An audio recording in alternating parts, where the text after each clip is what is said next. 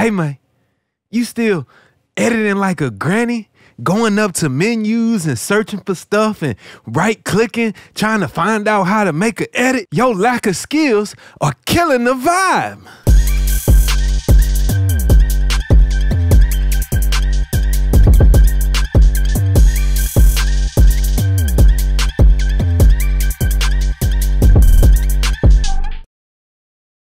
What's up, family? Welcome back to the channel. I'm Wavy Wayne, and we about to jump into another Wavy Way tip of the day. Now, today's tip is going to be one of my all-time personal favorites because I love Pro Tools shortcuts, man. Let me first tell y'all why you need to know about Pro Tools shortcuts, okay? For one, it's an easy thing. It requires zero talent, but it's something that can easily increase your skill level and increase your efficiency and increase your value in the marketplace, all right? So being able to do something faster and better than the next person is something that automatically will make you more valuable. That is something that I prided myself on when I was going through my schooling and training on learning how to use Pro Tools. I wanted to become very proficient using the Pro Tools shortcuts. I wanted to learn every shortcut that I can and use them to be faster and faster and faster at editing. Now, I knew that mixing took a certain amount of skill and talent that, hey, maybe you just don't have, but editing and recording, man, these things don't take any skill. All it takes is some hard work, some practice, some dedication to make sure that you're learning this and you can do this. You can be a better editor, which will ultimately make you a better engineer and get you more gigs, all right? Now, before we jump off into this video, make sure that y'all go ahead and start off by hitting the like button and go ahead and subscribe if you haven't already. We creeping up on 100,000, and I just want to say thank you. Not you that didn't subscribe, but you who did. Also, WavyWayne.com is leading the industry in session templates for Pro Tools, Studio One, and Logic Pro X. You can easily get the sound that you want just by going to WavyWayne.com and downloading one of my session templates to help you get started with recording and mixing your session. All right, so let's go ahead and jump off into my list. Oh, did I mention that it's going to be over 100 tips, over 100 shortcuts that I got? That's right. I made a whole list. And also, you'll be able to download my list by clicking the link down in the description. And I even have the PDF from Pro Tools, Avid themselves for all of the Pro Tools shortcuts. So I'm going to just give you my top 100 most useful, but also down in the link, you'll be able to get the link to all of the Pro Tools shortcuts for Mac and Windows. So I'm going to tell y'all not only the Mac stuff, but this is going to be available for PC too. So no matter where you're at, you're going to be able to play the game and get better just by watching this video. So go ahead and get you a notepad, a pencil, record this joint. Feel free to come back to it as many times you want to. Add it to your favorite playlist because this video single-handedly is going to make you more money in the studio. Let's go. Okay, so first thing that I want to talk about here is going to be some global shortcuts, right? Now, when I'm talking about global shortcuts, we're talking about stuff that is going to affect pretty much everything in your session and all of the tracks within your session. Now, the global shortcut that I am going to be telling y'all about right now is going to be the Option key, okay? Option will change the parameter for all of the compatible tracks in your session. So whatever parameter you want to change, if you want to change all of them, hold Option. Now, if you're on a Windows computer, it's going to be the Alt key. Let me give you a few examples of how this might work. So let's say, for example, I wanted to mute every single track in my session. If I hold the Option key and click the mute button, every single track in my session will be muted. That also works for stuff like solos. That works for changing the input path. Maybe I want to change every input to bus 4 just by holding the Option key. Every input changes to bus 4. That also works for every output. It also works on the sends. If you hold Option, I can route every single one of these tracks to the same exact send, okay? Yeah, and I can also remove them just as simply by holding the Option key down and hitting no send. So across all tracks, that same parameter that you are changing will be affected. So that's the first tip, is just using the Option key, man. I use that every single session. Every single session, you got to use that Option key, all right? So the next one goes right in line with this, and this is using a combination of Option and Shift, okay? Now, what you're going to notice is that Shift often pertains to working with selection. So let's just say I had these 3 tracks selected, which I also use the shift key to select the range of tracks, which I'm going to talk about that later, but we can touch on it now real quick to just make a little selection of a range of tracks. You click the first one, hold the shift key, click the last one, everything in between will be selected, okay? Now, if I just wanted to, for example, mute these 4 tracks, yeah, I could go and possibly create a group and just do that. Or if you hold shift and option, remember option is going to do every single track in your session. Shift and option will allow you to only affect the tracks that you have selected. So again, I can add the same insert to all 4 of these tracks that I have selected. And you can see there's that insert and I can easily remove them as well. So this works across the board. These global shortcuts work for changing automation modes, monitor mode, playlist enable, record solo, and mute enable, inserting plugins, changing the IO, bus, and sends. Also, the track heights in the edit window as well. All right, so that option and shift option are super useful, and you're going to be using those every single session. Next up is going to be our fine adjustment control. Now, if we're on a Mac, we're going to hold the command key and apply this for whatever parameter it is gonna work for. Now, I often would use this to fine-tune adjust a fader or a breakpoint in automation. I'm gonna show you both of those right now. So the key is gonna be command on the Mac and it's gonna be control on a PC. So I'm just gonna hold my command key down and let's just take a look here. If you see, looking at this track, the fader level right now, it's at -6.8, right? And when I move it, it go from 6.2 to 6.5.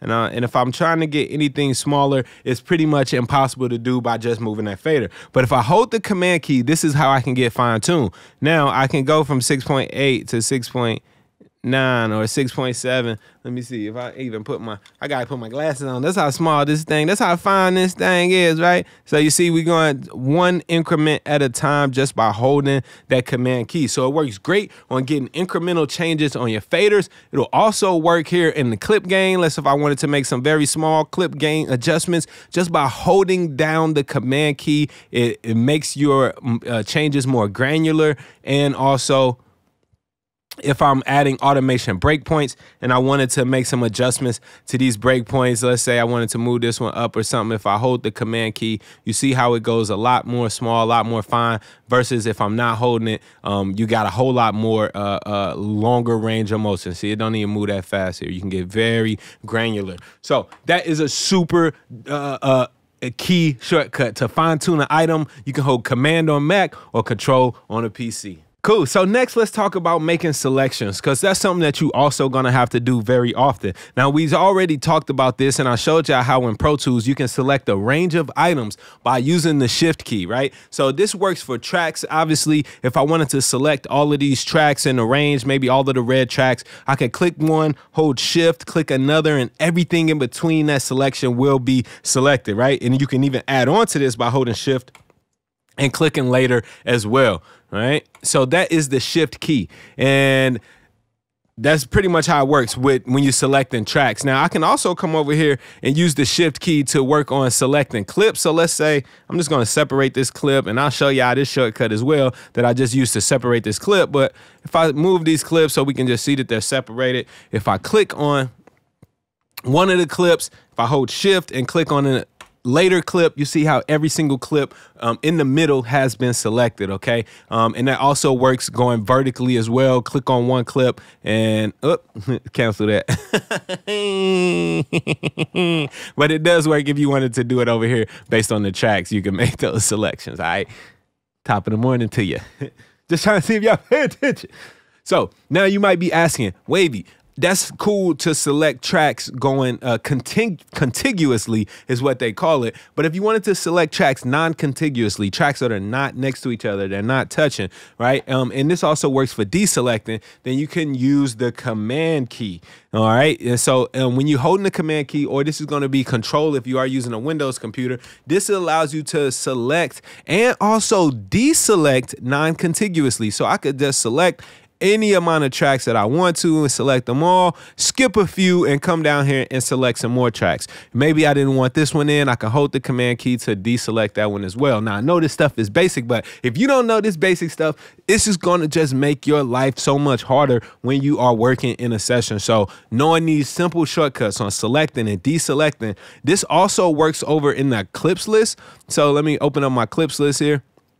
If I wanted to make or change the selection of certain clips here in my clips list to move them over to the playlist, if you click the first one, hold shift, click the last one again, that's going to select an entire range, and you can select and deselect non-contiguously by holding the command key. So just hold that command key down and you can deselect some of those or add to the selection non-contiguously, okay? So that is how we use our shortcuts for selections. Yeah, these are my top 100 shortcuts.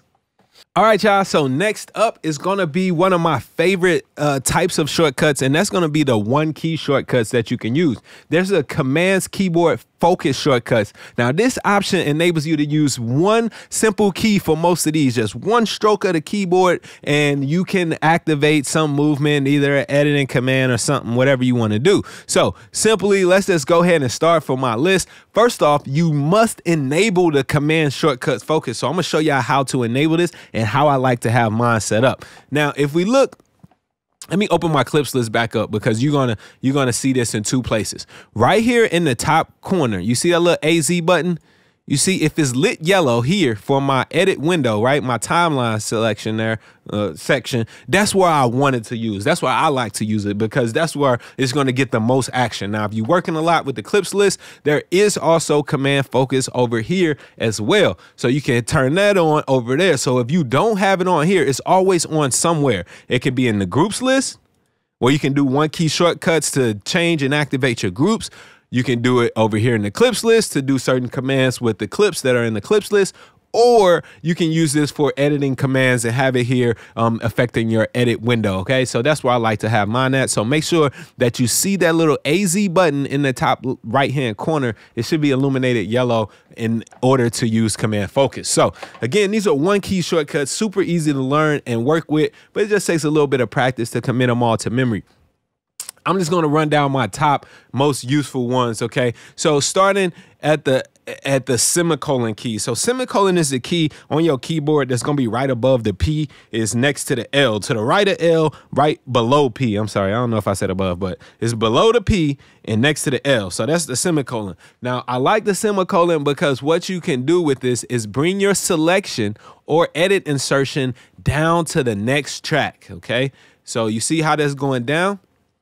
And then the next shortcut to follow that up is going to be P, right? So it's kind of like an arrow. So if you need to get your selection, oftentimes I'll make a selection on one track and I need to move it down to another track. Then I'll move between tracks with the selection by using P and semicolon only, nothing else, right? Just those one shortcuts because I've enabled the command keyboard focus by hitting that little AZ button in the corner there. So we got the P to go up and semicolon to go down, man. I use this, again, this is something that I use every single session.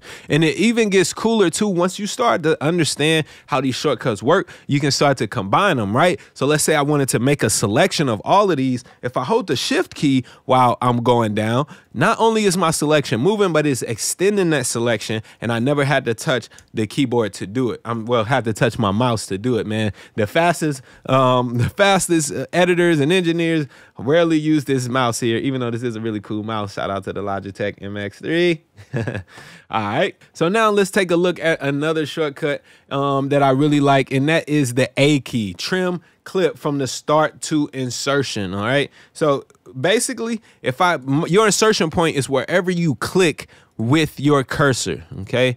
And of course, I'm using the Smart tool. Hopefully, you guys know how to use the Smart tool. It's really simple. Top half of the track is going to be your selector tool. Bottom half is the grabber. At the ends, you get your trim tool, okay? I have videos covering that whole thing, so I'm not focusing on that right now. We worried about keyboard shortcuts today. So let's say I'm editing this clip and I wanted to easily get rid of everything above my insertion point based on where I clicked at. If you just hit the letter A, that removes the clip or trims the clip from the start of the clip up to your insertion point. So let's just hit Z to undo that. But A, again, that is how you trim a clip from the start of the clip up to your insertion point. That's what that one's called. S, if I wanted to do the same thing on the end, right? This is also referred to as the S-bomb that Adam Long, my mentor, and also one of the mentors of the Wavy Seals Elite, I was just talking to him about my list, and he said, don't forget to tell him about the S-bomb. And I told him, I was like, yeah, man, it's an A-bomb and an S-bomb, because you can accidentally, while you're trying to save your session, if you don't really push down on that command, you know how you hit Command S to save your session? If you accidentally just hit S, right, you could cut off a potential clip. And let's say if you have this selection going through all these tracks in your session, you can hit S and cut through a bunch of clips at the same time.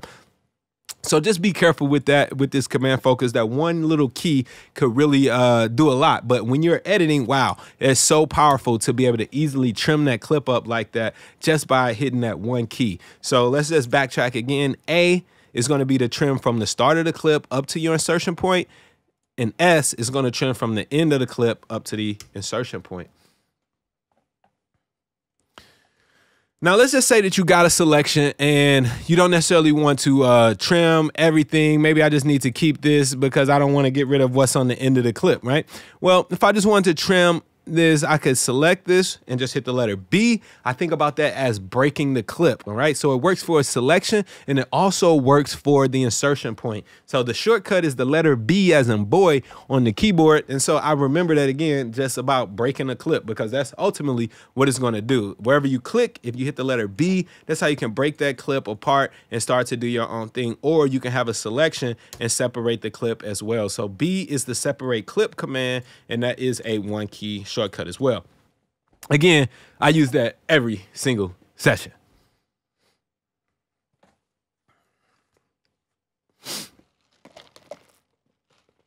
All right, next, let's take a look at some real common ones, right? Where you definitely going to use these, and if you're sitting in front of the keyboard, they're all lined up right here. So I want y'all to look at this, right? Starting at look at the bottom, not the second to bottom row on your keyboard, starting with the shift, right? And then work your way over. So we got Z, X, C, V, and B.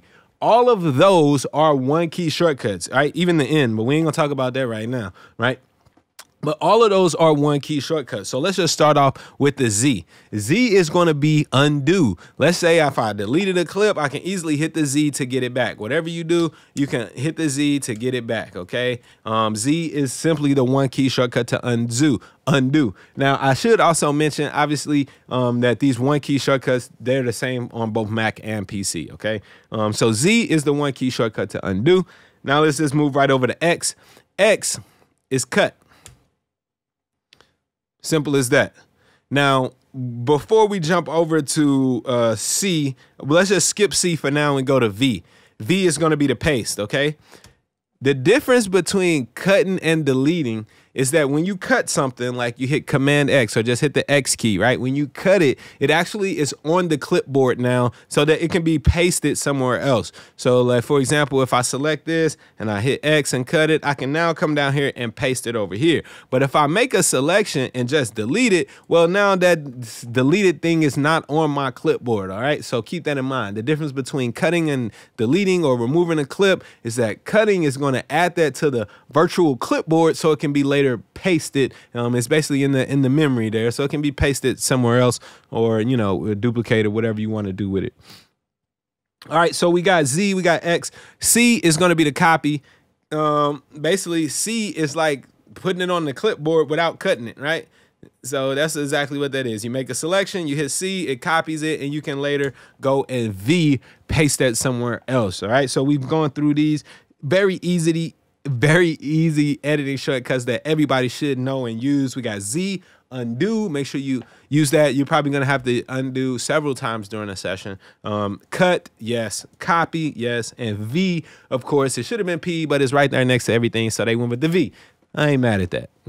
The next one key shortcut that we're going to look at is going to be zoom toggle, man. Zoom toggle basically allows you to blow this up to some predefined zoom state. And you can set what your zoom toggle is going to do by going to the preferences. So if you go to setup and preferences, whoops, wrong button. Setup preferences, and then editing and zoom toggle. So here's the zoom toggle control, and you see, let me see, when I am on a audio track here, it's gonna horizontal zoom, is gonna zoom my selection, it's gonna fit it to window, and track view no change. So we can change all this kind of stuff and change the behavior of the zoom toggle. But basically, whatever you make a selection of, when you hit the letter E, it's gonna toggle automatically to that zoom state, which is great, especially if you want to fit to window. You can do some fine-tune editing here, hit the E again to go back to whatever zoom state you were previously in. The zoom toggle button is also right here in your edit window. If you see the little crosshairs, that is the zoom toggle, okay?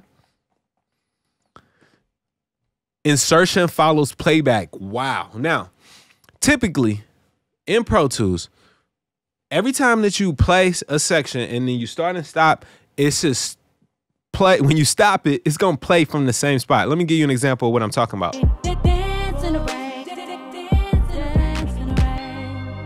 Okay, cool. So when I stopped it, you see how my cursor returned back to that same spot. So if I wanted to play from here, it plays from the same section every time. Now, if you want it, for some reason, for your playhead to always stop wherever you stop the playback at, for your insertion point to stop there, that is what the letter N is going to do. Now, I'm telling y'all this, and I hardly ever use this, but you see that the N is right next to the space bar, which is the one of the buttons that you press all the time. So you probably going to, at some point, accidentally turn on insertion follows playback, man. It happens to us all. So if you do that, then what'll happen when insertion follows playback on, when your playback stop, your insertion point follows that section. So you're no longer going to be able to start and stop from the same spot, man. This can get really annoying, especially if you like working on fine tuning a selection and then you want to play that selection.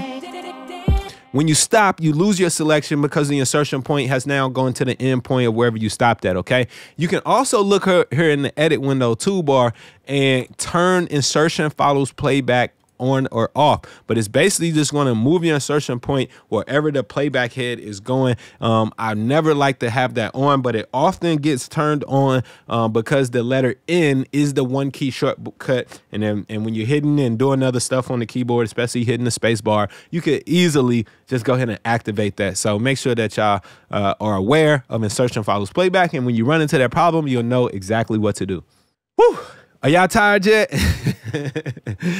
We got a whole lot more to go, man. We just getting started. This is the tip of the iceberg. If you're tired yet, then this ain't for you, man. Because engineering ain't for the faint at heart. I'm going to sip some tea.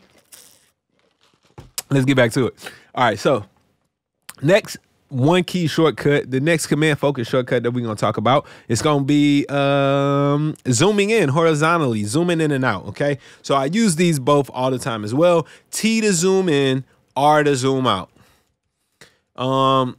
That's really the only way I zoom. Now, of course, they got the zoomer tool. If you're using the zoomer tool, man, you are light years behind already, okay? So just go ahead, stick with the smart tool, use T to zoom in and R to zoom out. Simple as that. T to zoom in, R to zoom out. Again, if it's not working, make sure that you enable the command focus in the top right corner. Hopefully we already got there past that. One more that we're going to talk about is Shift Z. That is to redo something. So let's say that I deleted that and I hit undo, but I really didn't mean to undo. I just want to redo. Then you can hit Shift Z if you ever need to redo something. Whew. All right, that was a lot, man. Now let's get off into some edit window and mix window keyboard shortcuts that will basically work for both, all right, no matter which window you're in. Now, this one is going to be real simple to start and stop your playback. I really hope you guys are not going all the way up here using your mouse every time and clicking the play button just to start and stop playback, man. The simple way to start and stop playback is using the space bar, okay? So you can hit the space bar to start the playback, hit the space bar to stop the playback. Very easy. But did you know this one? If you hold shift when you hit the space bar, your session will actually play back in half speed. Let's take a listen. Now, I have very rarely, or actually never really found a use for that. I don't know why the hell I would want to play back my session at half speed. I have done it several times in sessions with clients, and they always be like, "Oh, that's tight," especially like when you killing it, you like editing all crazy, and you did some crazy effects, and then next thing you know, you just play the session back in half speed. They be like, "Oh, you killed it," and then watch out, because then they're gonna really want you to set up a section that plays back in chopped and screw mode, and then you're gonna have to convince them that it's not 2002 anymore. So that's that. Also, I guess another one that I want to talk about is solo safe, right? Solo safe is super key here. And again, this works in both the edit or the mix window, but basically, let me just solo this vocal out so we can hear some. Don't matter what they say. You see how we still hear the reverb even though that vocal is soloed, right? Basically, you see these my effects tracks, they're all solo safe. That just means that whenever I solo another track, these tracks will still be allowed to function. They're not going to get muted like the rest of these tracks in my session because they're solo safe. They're going to continue to play. Now, tracks like your submasters and your time-based effects that you have set up as sends and returns should be set up to be solo safe, so that if I solo that vocal, I can still hear the effects in the grouping that it is tied to, okay? To do solo safe, what you need to do is just command click on the solo button. So if I turn this off, don't matter what they say. You see how the solo button becomes regular, right? It's no longer grayed out. But if you hold the command key, or if you on a PC, it's going to be the control key. You hold the command, you click now. You see now they're all grayed out. They're dimmed. That lets me know that those tracks are in solo safe. And so if I solo my vocal, don't matter what they say, I'll still get signal going through all of those tracks as well. So that is solo safe, super useful. You definitely want to do that on all your effects and probably your submasters as well. Next, let's talk about recording, something that everybody want to do, man. We all want to record, okay? Let's just go ahead and do some recording real quick. Sure, I'm gonna go ahead and I'm gonna make a track. I'm gonna go ahead and make a new track. We gonna go ahead. She come in, I still make my tracks like this, okay? Cool, so here go a track. Let's bring it all the way over here. Nope, actually, let's not bring it over here because that's probably where my little video gonna be at, and I'm gonna be sitting right here, and then you ain't gonna be able to see me, okay? So, all right, so to first record, we need to set some type of record chain or something like that. So I'm just going to set some random bus because we don't really need to record anything, okay? And obviously, I'm going to record and enable the track. So to start recording, there are 3 ways that you can actually start recording in a Pro Tools session. You can hit Command Spacebar. You can hit number 3 on the numeric keypad. Or you can use F12. If you're on a Mac, you see how that just popped up as my volume setting. Yes, if you're on a Mac, you probably need to go and adjust some things. So I know by default, the Mac's Command Spacebar does not. It opens up the Finder here, whatever this is, the Spotlight search, right? It'll open that up if you hit the Command Spacebar. So you often will default to hitting 3. So you just go into your Mac's preferences. I never use F12 to start recording because I just use numeric 3 or Command Spacebar. But you do have all 3 of those options. If you're on a PC, it's going to be Control Spacebar. And yeah, numeric 3 stays the same. And of course, F12 probably will work for you because y'all don't do those silly mapping things. Now, if you are in Quick Punch, you can use those same exact keys and shortcuts to punch in and punch out while you are recording. I always like to stay in Quick Punch. Quick Punch will allow you to play, punch in to record, punch out while it's still playing, punch in again, punch out again. So for that, all I was doing was hitting the numeric 3 on the keypad, but you could use Command Spacebar, Control Spacebar, or even F12 to do that, all right? So that is how you record using shortcuts in Pro Tools. Now, of course, you could use the granny method, but we ain't gonna need to talk about that right now because we don't use no granny methods. Now, let's talk about some edit modes and tools, all right? Now, honestly, when I'm working, you probably know me by now. I pretty much always stay in grid mode. I start off a session, I find my tempo, I lock it in, I work in grid mode for the duration of the session. If I need to suspend it, I do that. And I'll show y'all how to do that as well. But basically, if you do want to cycle through your edit modes, you can do this very easily with, some people call it the tilde key. Other people call it the single open quote key. So it depends on whatever it is. It's the key right up under the escape, right? Let me show you right here. You see in my keyboard. Hopefully we in focus. Quit focusing on me, bro. I gotta get myself out of the picture in order for it. You know what? Forget it. Okay, there we go. So this key, here go my escape key, here go the other key. That key right there, that's the key.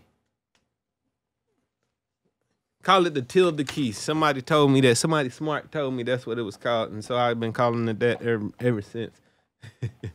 But it's the key right up under the escape, and that will allow you to cycle through your edit modes very easily. So again, you don't got to go all the way traveling. It's right there on the corner. You can just click and change your edit modes, okay? You can also use the function keys. I don't really like to use those so much, but like, for example, F1, F2, F3, F4. And if you notice, you see mine is doing stuff crazy because I'm on a Mac, and Mac has already assigned those function keys to do other stuff. So I don't really use those shortcuts. If I need to change my edit mode, I'll just cycle through them real quick using the tilde key here right up under the escape. You can also cycle through your tools using the escape key. Of course, now I like to use the smart tool all the time, but in case you need to use another tool, you can cycle to them really easily. Sometimes I need to use the pencil tool to draw in some automation, so I could easily just cycle over to my pencil tool and then cycle back over just by tapping escape a few times to whatever tool I want. If I tap it enough, it will enable the smart key, the smart tool again. So yeah, escape to cycle through your tools. And the key right up under that, the tilde key or the single open quote key, will allow you to cycle through your edit modes, okay? Alrighty, so now let's talk about some more editing stuff, all right? So let's say I wanted to nudge a clip, man, and this is super crucial too. If you're trying to fine tune a clip's placement, it could be hard to kind of just slide it and glide it, right? Let me just change in the slip mode real quick. Oh, wrong thing, B. Let me change the slip mode, right? It can be hard to just slide it and glide it like that, all right? But you can get even more granular by nudging. So you can set your nudge value right here in the top of your edit window toolbar. And I would like to set my nudge value down to samples, because the only time I really use this is when I'm doing some real granular adjustments. And I'll typically start off at about 10 samples. And this is how you nudge. To nudge earlier in time, you use the minus key. So I zoomed all the way in so y'all can see this, because if I zoomed out here, you probably can barely tell that it's moving. But I'm zooming in far so you can see that it's nudging by 10 samples each time that I hit the minus key, or you can hit the plus key and nudge it back as well. And of course, you can go all the way down to one sample, man. I can nudge this one sample at a time and get very, very fine granular adjustments on moving this clip. You can also use this to move and nudge selections, right? To move those as well. So the plus and minus key on the numeric keypad is very crucial. I know if you're working on a laptop, you might not have the numeric keypad, but get you a full-size keyboard.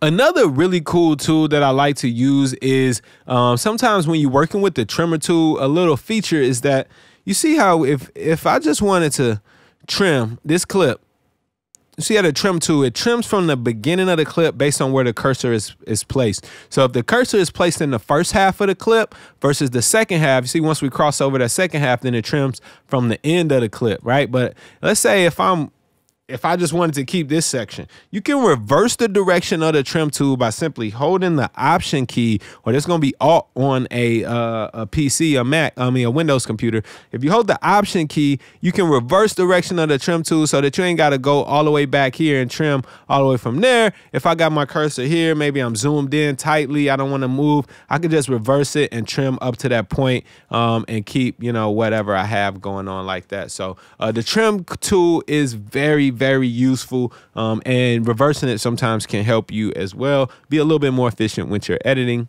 Another super great tip that I always, another super great shortcut that I always use is holding the Option key, man, to duplicate clips. And I even use this key to duplicate plugins amongst tracks. I'll show you that too. So let's just say I want to duplicate this clip. If I hold the Option key and drag it, boom, I can get another copy of it like that. Boom.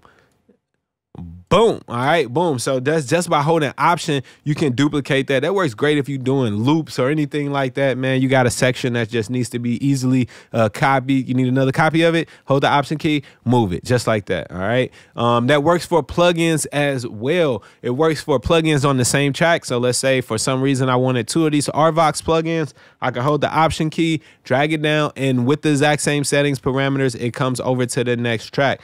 You can also go between tracks. So I can hold the Option key and drag this over. So if I, for example, EQ'd a section very nicely, like, yo, I really like this EQ, and it will work for the next track next to it with the exact same settings, same plugin, hold the Option key, drag and drop it over, and that's how you can copy it over. So all right, this one's super crucial too, man. I know I say all of them, but this whole list obviously is super crucial because these are all shortcuts that I use on a daily basis. So here's a great example, man. If I want to move this clip up to a different track, often you see how as soon as I clicked it and drag it, it automatically, I'm just trying to go up, but it automatically starts to slide right now. If I want to constrain this clip's movement to only go vertically, before I click it, all I have to do is hold the Control key down on my Mac. Now, if you want a PC, that's going to be the Windows key, right? So if I hold that Control key down, now when I click it, it cannot go to the left or right. I can only move this clip vertically. So to constrain the vertical movements, constrain a clip to only vertical movements, hold the Control key down before you click and drag it, and that will make sure that as you move in a clip between tracks, it will keep its place in time, which is very important. Because even if you off timing by a couple of samples, because you didn't notice when you dragging it freehand, you think, oh yeah, I'm good, and then you dropped it in a different spot, man, it can really be a big headache. So whenever you're moving clips vertically, always just hold the Control key down to constrain their movements so it doesn't go left or right. One more clip in this section, and that's going to be to mute a clip, man. One more shortcut. One more shortcut in this section is going to be to mute a clip. So let's say that I have this section here that I wanted to mute. Let's just back those off. They're a little zoomed in. If I have this line, for some reason this line wasn't good, we needed to mute this line. I could easily make a selection over just this line, separate the clip. What's the separate clip command? B. Yeah, I'm just going to break it, hit the letter B. And then if I hit Command M, that will actually mute that clip. Okay. So you can only mute entire clips. You can't mute sections of a clip. So if I did need to mute a part of a clip, I would first need to separate it because obviously if I'm hitting Command M right now, it's not going to work. I would need to separate that selection into its own clip and then mute it. You can also, like I said, you can mute entire clips. And then to unmute, it's the same thing. Command M or Control M if you're on a PC, and that will allow you to keep that in. Now, the point that I would mute a clip is because you don't always just want to delete stuff. Maybe if you work in a shuffle mode, you want to keep that as a placeholder, but also maybe you want to take something out to experiment with how it might sound without it, but you're not sure what the client may think. You can just simply mute it so that you can always come back to it very, very easily. All right. So muting the clip, again, you're going to see muted clips all over my session whenever I'm working and arranging and stuff because I never delete anything and I try to save everything as much as possible. So if it's not working, I might just mute it. While we're here in the edit window, let's just talk about another zoom control. I guess maybe for some reason, if you can't use T and R to zoom in and out, there is another zoom control, and that's using Command in the brackets. Now, of course, we always would prefer to use a one-key shortcuts, but Command brackets works. Maybe you're doing something else with the other hand. You can zoom in and out very easily by Command and the brackets. So the brackets are the two keys to the right of the letter P on your keyboard. So if you hold Command, the left bracket will zoom out, the right bracket will zoom in. But again, like I said already, I prefer to use T and R for my zooming. Now, let's talk about zooming vertically or changing the track heights here in your edit window, because this is something that is also very crucial. Now, if I just want to change the track height of this one track, I can hold the control key down and then simply use my arrow keys. So control, see, this that mission control stuff, man. This that Mac stuff. This that Mac stuff. This that Mac stuff. It's that Mac stuff, B. All right, so but basically, you see, it's not working out for me right now because there's some preference that I got going on, some mission control stuff that's happening on the Mac that's changing this preference. Whenever you run into that, let's just actually do this together, because I'm sure y'all want to know how the hell to turn this stuff off. So I'm just gonna go click on my system preferences. We're gonna go to mission control, and you see right here, mission control, that is showing that control key and up is going to turn that off. We're going to turn that to nothing. And let's see now. What? Okay, so that's still not mission control. I knew that was probably shift up. Okay, cool. So at least we figuring it out. That wasn't it. Which one is that?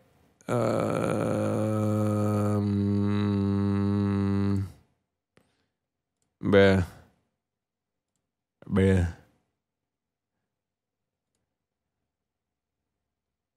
Shortcuts. Okay. Which one of these? One of these was application windows. Okay, let's try that.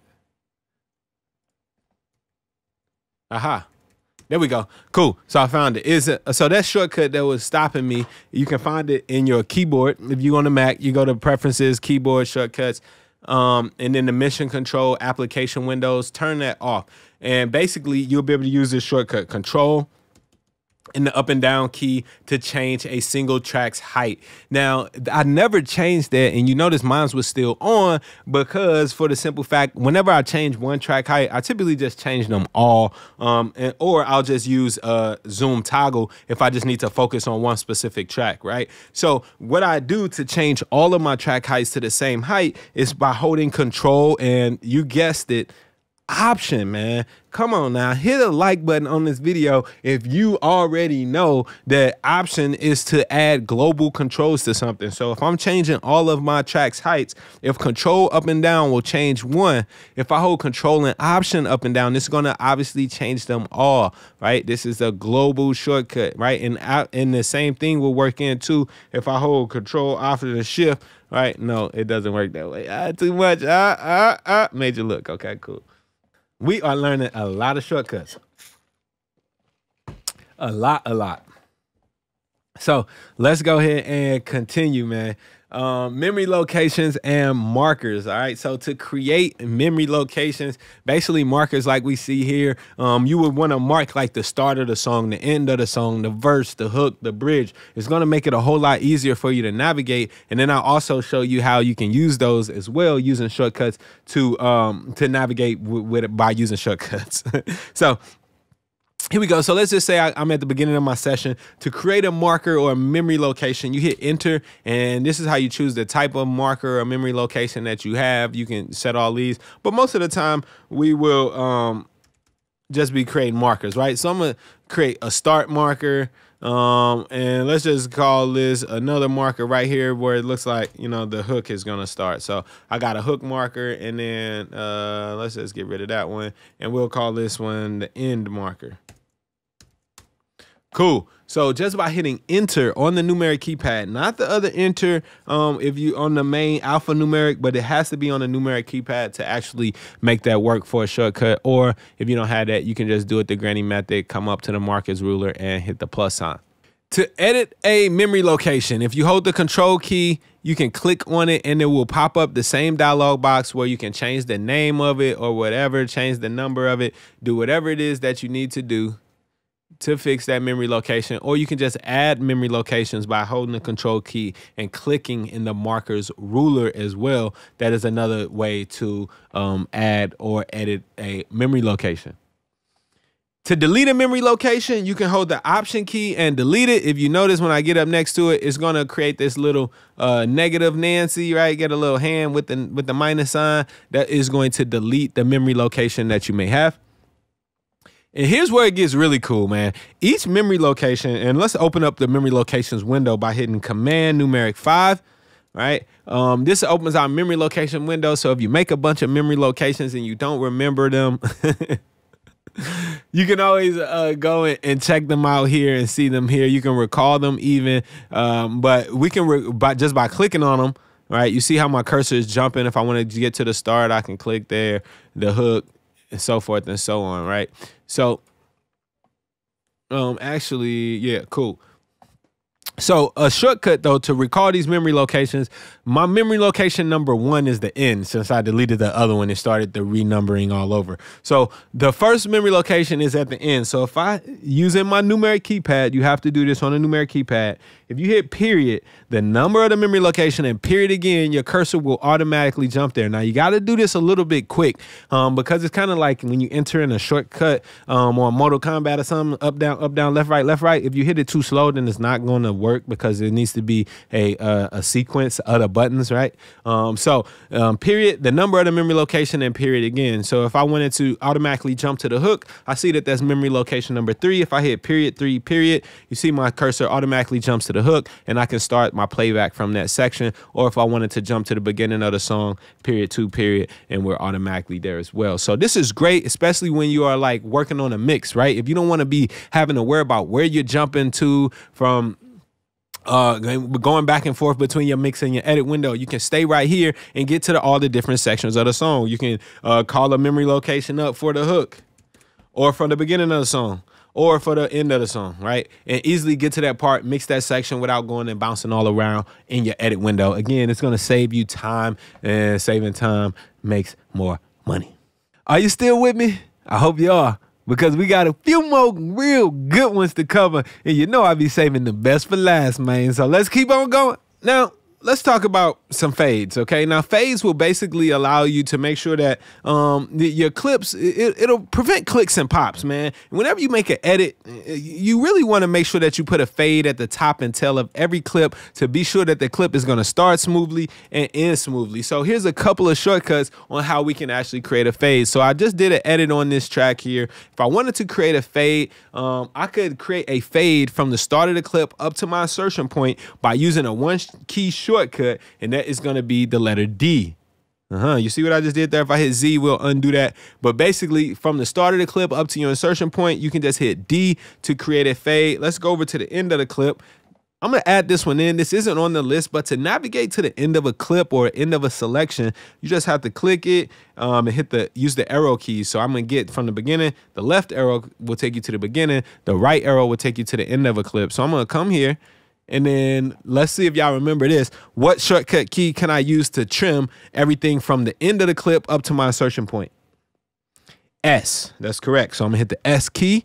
That's going to get rid of everything there. And if I click here with my insertion point, I can add a fade simply by hitting G, right? So if we look here, D, F, and G, surrounded by the letter F are D and G. Both of those will fade your clip. Now, if I just select an entire clip and hit the letter F, what I've just done, would I add fades on the tops and tails of that clip without bringing up my fades dialog box, okay? So you see that? That's a little shortcut. So even though I can trim both the head and the tail of my clip, right? Get it how I want to. Hit the letter F without any fades dialog box, without doing anything for the beginning or the end. A preset fade based on whatever type of fade I've used last will be added onto the clip, okay? At the beginning and the end. Now, of course, you can, if you want to customize the type of fade, you hit Command F if you want a Mac, or Control F if you want a PC, and that will open up your fades dialog box where you can get real funky and creative and choose exactly the type and style, the length of the fade that you want before applying it. After choosing that, then that fade type will be remembered, and then the next time that you apply fade, it'll be that same fade type. So D, F, and G are really crucial for applying fades. You trying to catch this fade? Pro Tools 10 or 12 introduced some new ways that we can add tracks to our session. Let's check those out now. And it's simply the double click method. So if you double click in the blank gray area in any of your mix window or the edit window, in this case, I'm in my mix window, you will create a new track with the same settings, the same type of track and the same width, whether mono, stereo, or whatever, as the last new track that was created. So if I double click here, you see we get a mono audio track because that's the last type of track that I created was a mono audio track. So we just by simply double clicking in that blank area, a new track is created. I love that feature. I use it all the time to create new tracks when I'm working. But it gets even better than that. You can actually choose the type of track. So let's say the last type of track that I created was a aux input track, but now I want to create a audio track. If you hold the command key down, whoops, if you hold the command key down, this is how you can actually choose to make a audio track, no matter what type of track you previously had, okay? If you want to make a new auxiliary track, you hold the control key down, and this is going to be Windows key on a PC. Boom. Now, the only thing that I don't like about this is that as of now, you can't choose what the width of the track will be using this. It's going to just go with the same width. So if I wanted a stereo aux input track, there's no extra modifier that I know of that I could have held down to make this track stereo while double clicking. If you know, let me know. Leave a comments below. I'm sure somebody out there got an answer. Cool. Also, if you want to make a master fader track, you just go ahead and hold the shift key. All right, and this obviously again is going to make a mono master fader, which, you know, it should be smarter than that. And then lastly, if you hold the option key or alt on a PC, this is going to make a stereo instrument track. The instrument tracks always default to being stereo. So that is how you would double click to add new tracks in your session very easily. And again, this works in both the mix window or the edit window. You can just double click on the blank space at the bottom there to add new tracks. If I don't teach y'all nothing else, I want y'all to make sure that you stop going up to these menus all the damn time, man. There is so much more that you can do so much faster if you don't have to go and search through the menus. If you learn the most used functions in each of these menus, and you can even see that they show you the shortcuts right next to it, man. They show you these shortcuts. They show you this for a reason, right? Options, look at all, they have the shortcuts right there. So it's up to you to know those shortcuts, especially for processors that you're going to use every session or for most of your sessions. It's pretty crucial that you know the shortcut for it. So I'm gonna go through some of my favorite menu shortcuts real quick. So out of the file menu, this is where you can obviously make and alter your files. Some of my favorite shortcuts for files is going to be make a new session, Command N, okay? I also like to open a session, Command O, right?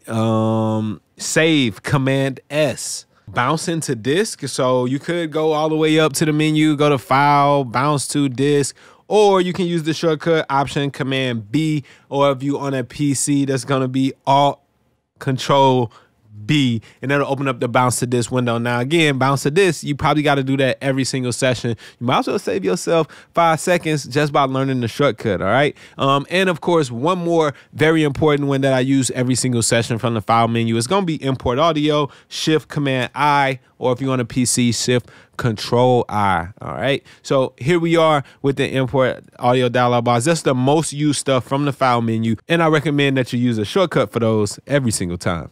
Now, with the edit menu, we've already talked about a bunch of these, so I'm not going to go through a bunch of this, but let me see if I can make a selection. More will come apparent. But stuff like cut, copy, paste, and clear, right? Command X, Command C, Command V, Command B.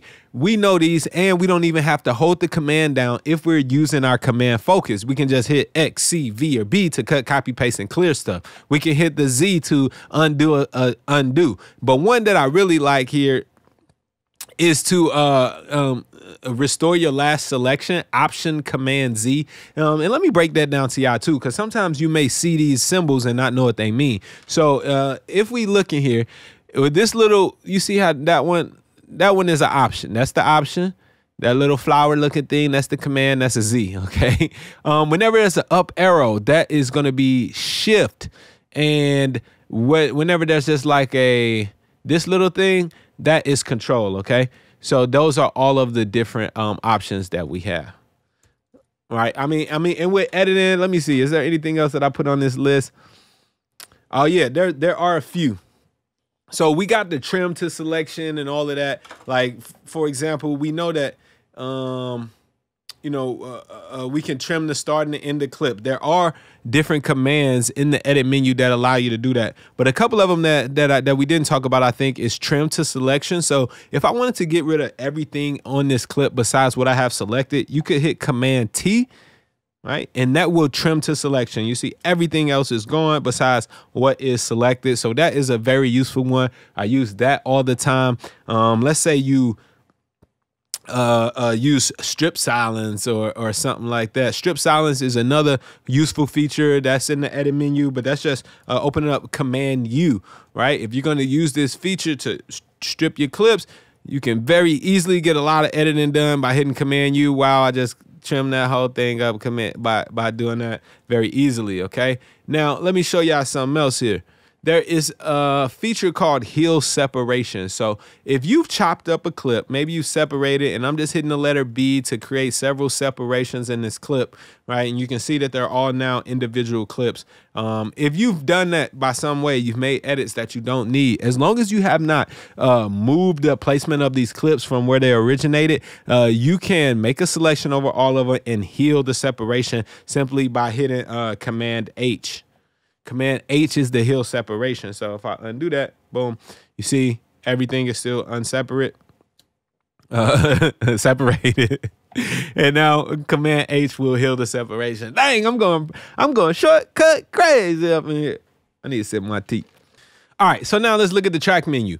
I just showed y'all a bunch of shortcuts to make new tracks, but I still often use the track dialog box, the new track dialog box, by hitting Shift Command N, because when you want to actually manipulate the type of the tracks that you have and also create several types of tracks, using this new track dialog box is crucial for that. So let me show you how to navigate this. So again, to open this window up, this dialog box, is going to be Shift Command N. That's the new track dialog box. So a couple shortcuts that I use here as well. If you hold the Command key and use your left and right arrows, you can change the track's width between mono and stereo.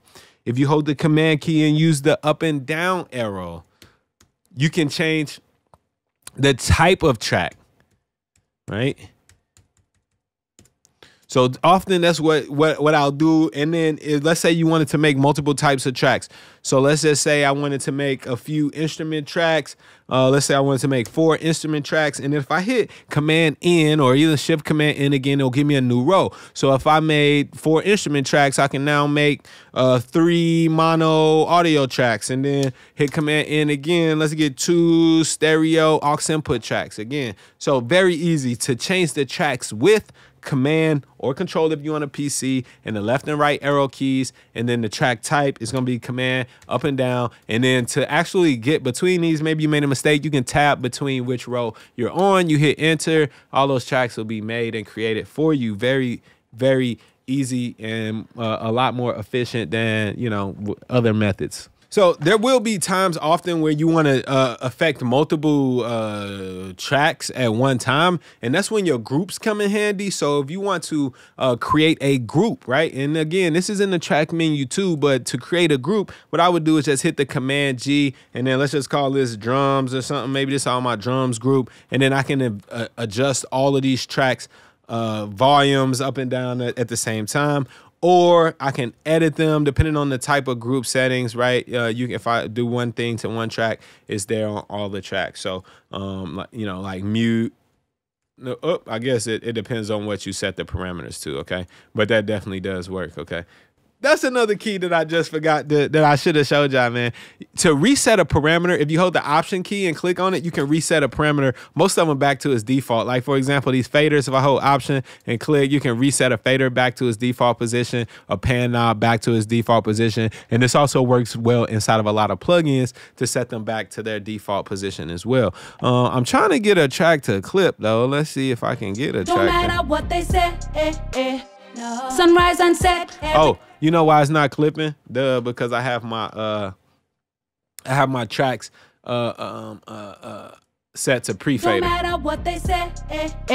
Okay, cool. So we got a clip we actually got a track to clip here on the master. Okay, so if that's clipping, you can easily, and if you got multiple tracks clipping and then you went and adjusted stuff, you can hold the option key, hit C, and that's how you clear all your clips, right? It will clear all the clip indicators in your session. So don't matter what they say. Right, it'll clear all the peak indicators and all the clip indicators in the session, so that you have a fresh idea of what the levels are. Speaking of clips, let's take a look at the clip menu. Now, really, I never really use the clip menu. I only use a few certain shortcuts from the clip menu, and that's going to be the grouping, right? That's going to be the grouping shortcuts for the most part. Let's say I had this clip, and it was cut up into several different sections, right? And I wanted to move them and affect them all as a whole, right? I could make a selection over all of these and then use my grouping. So make sure y'all writing this one down. So to create a clip group, Option Command G. If you're on a PC, that's going to be Alt Control G. Now, once I do whatever I need to do with this as a group, if I want to ungroup it, it's going to be Option Command U. And then to regroup, Option Command, you guessed it, R, right, to regroup. Now, you can definitely have groups inside of a group and all of that stuff, but those are the main features that I would do in the clip menu. Besides locking my clips, that would be another thing, to lock them. That's super important, to lock the edits, Command L. Right, so let's say I got a bunch of, and this is definitely after you get a bunch of clips and they're all cut up and you precisely place them, you don't want to accidentally have a small movement of the mouse mess up your edits. So you want to make sure that you lock your clips. So what you can do, and what I typically would do, is lock everything. Once I'm done editing, I will Command make a selection over all the clips in my session, and then hit Command L, and you'll see on the bottom left of any clip there will be a little lock icon, and then if I try to cut or move anything, it'll let me know, a little warning, hey, this is a lock clip. You can either allow or don't allow that movement or edit, and and then you can proceed. So when you're done editing, lock your clips, and of course you can unlock them by hitting Command L again. Now, we are almost at the end of the video, almost down to my last few out of the over 100 shortcut tips that I done showed y'all, because I done added some more in as we done went along. But we almost down to the last few. And I just want to remind y'all that I do have some really incredible session templates available on wavywayne.com to help get you started in your sessions. Whether it's mixing or recording, these templates will be a great starting point so that you're not always starting from scratch, man. And I just can't tell you how invaluable using templates has been for me and creating a consistent product every time for my clients, and also just being more efficient in the studio. Check out wavywayne.com for more information on that. So the last menu item of shortcuts that we're going to talk about is simply going to be the Windows menu. Again, some of these windows you're never going to use. Some of them you're going to use every single day. So let's start off with the main one. Obviously, the mix and edit windows. To toggle between these windows, if you're on a Mac, it's going to be Command and equal, right? The same button as the plus, right? It's going to be Command and the equal. That will allow you to toggle between these two windows. These are your two main windows that you're going to use. Another window that we're going to use a lot, probably, but not so much because you already know the shortcuts to do all this stuff, is going to be Command numeric 1, and that's going to open up your transport. And that'll allow you to do stuff like play, fast forward, stop, rewind, change your play modes and all that stuff. But there's shortcuts for all of that stuff, so we really don't need to use that transport either. Now, one that I do like to have sometime on my screen is my bit counter. So if you hit Command numeric 3, you can get a bit counter that will go through. It'll rain on you, it'll rain on me. And we can hear those distorted vocals that I turned up too much. But the bit counter is super cool sometimes, man, when you just want to get a count, when maybe multiple people need to see the count off or see the count in the session. You put that big one on there, and it keeps everything in time, and you can easily see what's going on. You can change the parameters over here as well on what the timing is. And we already talked about one of these, the automation not the automation, but the memory location window, which is command numeric 5. I showed y'all this one. That's a window that you're probably going to be using a lot to recall and edit your memory locations. And the last one is going to be the automation window to make sure that your certain parameters are enabled for automation. That is command numeric 4. Let me see what this even look like up here. So yeah, we see that. So when you see the command and followed by a circle, with like the square around the number, that's going to be a numeric number, not just on your regular keyboard. All right. All right, y'all, I just ran down over 100 of my most useful Pro Tools shortcuts. I hope that y'all start to apply these, because editing in the granny mode just ain't gonna cut it, man. You're killing the vibe being too slow in your session, and it's gonna cost your clients, especially when they work with somebody who didn't watch this video and they become a whole lot faster than you. All of this is just my opinion backed by years of professional experience, but you can do whatever you want to do. Remember, if it sounds good, it is good. Be dope.